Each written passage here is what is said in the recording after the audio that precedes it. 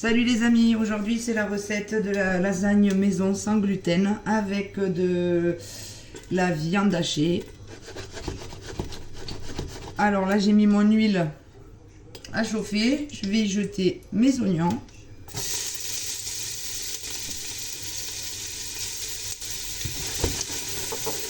Donc, je vais baisser un petit peu.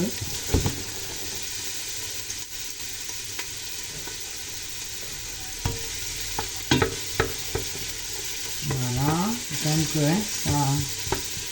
ça cuit bien. Et de suite, je ne vais pas attendre très longtemps, je vais jeter les aromates qui vont avec, carottes et céleri. Et là, on y va, on mélange bien. Et je vais, dans un premier temps, saler un peu pour que, naturellement, tous les goûts se dégagent des légumes. Voilà. Et là, on laisse frire un bon petit moment. Donc maintenant, les amis, ça a bien commencé à accrocher. Donc, je vais mettre un peu de bouillon de poulet. Donc maison bien sûr, hein. Moi il est fait maison. Donc là je mouille encore un tout petit peu. Et je vais laisser bien revenir comme à chaque fois. Donc là je vais commencer à mettre mes herbes. Donc je vais mettre le thym. Donc moi je cuisine qu'avec des épices de la marque Sigalou. Parce que je suis sûre qu'il n'y ait pas de gluten dedans. Après c'est chacun il fait comme il veut. Mais bon voilà. Si ça peut vous aider, Sigalou, il n'a pas de gluten. Donc là, j'ai mis du basilic, du thym. Je vais mettre un petit peu de paprika doux et un peu de curcuma. Voilà. Et je laisse un petit peu accrocher tout ça.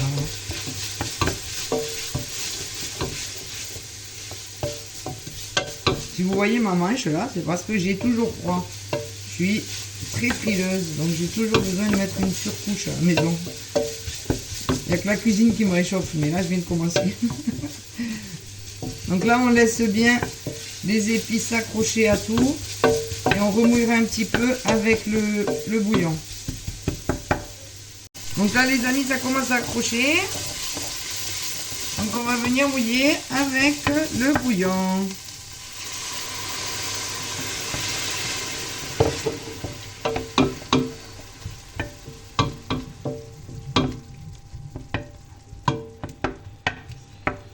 Et je vais rajouter la tomate. Toujours pareil, un quart de ce petit pot. Donc là j'ai 215 grammes, donc à peu près 50 grammes. Ça revient à peu près 30 centilitres, même pas, 20 centilitres. Voilà. Donc là les amis, j'ai mis un petit peu de tomate pour commencer, mais il va y en avoir plus. Hein. Donc là c'est un petit peu parce que ça je vais le mixer. Je remets un peu de bouillon. En tout et pour tout, le bouillon, il va vous falloir quasiment 60 centilitres à peu près.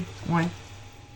Donc voilà les amis, vous voyez, déjà avec le peu de tomates qu'on a mis et le bouillon, ça fait son épaisseur déjà. Hein. Ça commence à... Vous voyez, quand on arrive à faire un espace comme ça dans le fond, qu'on voit le fond, c'est que c'est pas si liquide que ça. Voilà, donc là on va bien laisser. Et après je vais mixer tout ça. Et entre temps, on va cuire la viande dans les sucs qui restera dans la casserole pendant que tout ça sera parti à mixer. Donc là mes amis, comme je vous ai dit, on va bientôt mettre à mixer, mais je veux plus de jus encore. J'en ai pas assez, donc je remets du bouillon. Voilà, moi je veux un peu plus de jus et je monte le feu. Pour vraiment aller chercher une ébullition, que ça réduise un peu en épais, mais garder du jus pour le mix. Mon doseur prêt à mixer. Donc voilà les amis, c'est parti, j'ai mis la viande. Donc je vous montre bien la viande que j'utilise, sans gluten et sans lactose. Donc c'est une viande de poulet et de dinde. Ça change du bœuf.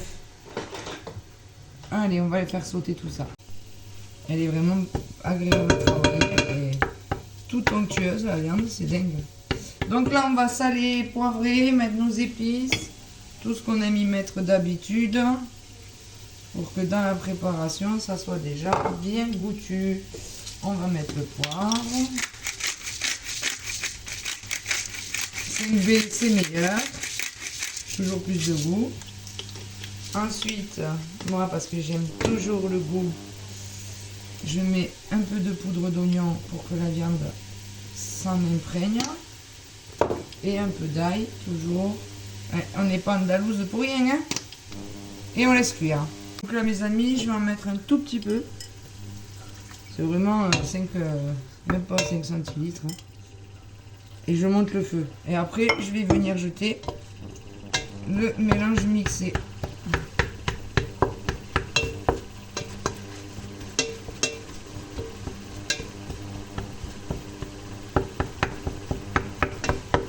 Voilà, là, ça reprend bien le bouillon.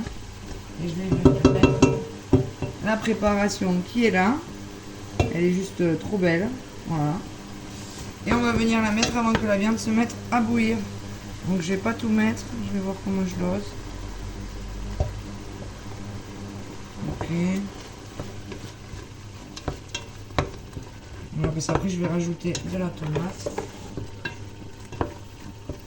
Donc là je baisse mon feu. Complètement.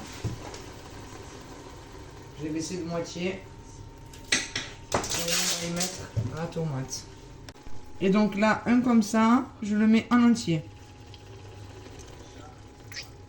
Donc vous avez vu, hein, c'est sans gluten.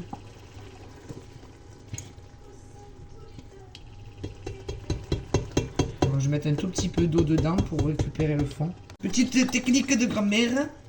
Voilà, parce qu'il ne faut rien jeter. Hein. Et donc là, je mélange. Et on va laisser bien cuire tout ça, bien mijoter à feu doux. Parce que les goûts, c'est sans violence qu'on va aller les chercher. Voilà, pour l'instant, on va laisser mijoter à feu doux pendant 5-10 minutes, selon comment vous voyez que ça prend. On goûtera et on assaisonnera ou pas, selon les besoins. Donc les amis, on est sur le point de monter notre plat à lasagne. Il faut qu'on prépare la béchamel juste avant. Et on va faire ça de suite. Et je voulais vite fait vous parler de la marque de Barilla. Donc c'est ceux qui proposent toutes les pâtes sans gluten et qui sont très faciles à trouver parce qu'ils les proposent directement dans le rayon pâtes et pas exclusivement en rayon sans gluten ou en régime spéciaux. Donc elle est à base de maïs et de riz, sans pré-cuisson. C'est typiquement ce qu'on a l'habitude d'utiliser avec du gluten au niveau de la pratique et de l'utilisation. Voilà, donc vous faites comme d'habitude quand vous faisiez vos lasagnes avant. Et pour le seul petit détail que je voudrais vous donner, c'est que la marque Barilla, elle est reconnaissable sur ses produits sans gluten parce qu'elle les fait de cette couleur. Turquoise bleu clair, là, comme ça, qui est très facilement repérable dans les rayons. Allez, c'est parti, on va monter tout ça, mais d'abord, on va faire la béchamel. Hein. Donc là, j'ai mis, vous savez, le restant qu'il y avait tout à l'heure de compoté. J'ai fait mon fond de plat avec. Et je viens poser mes plaques de lasagne. Je les chevauche légèrement. Donc j'ai déjà organisé mes tailles. Ouais, c'est ça. J'ai déjà organisé mes tailles.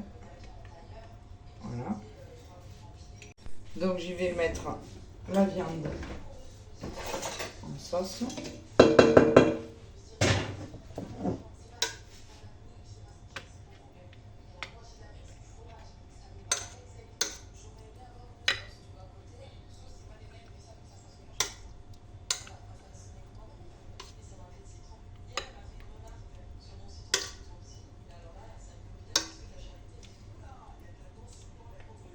Les gilets bleus, hein.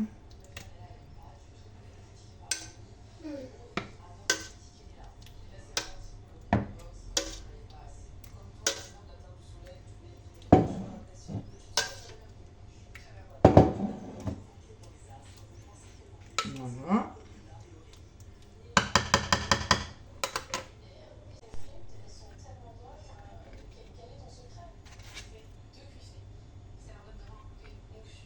Voilà.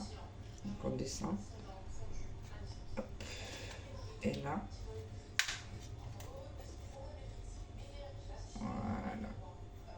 Hop, on est bon. Moi j'aime bien quand on remplit les bords, comme on dit. Voilà, et celle-ci. Et celle-là, ici. Voilà. On remet de la béchamel.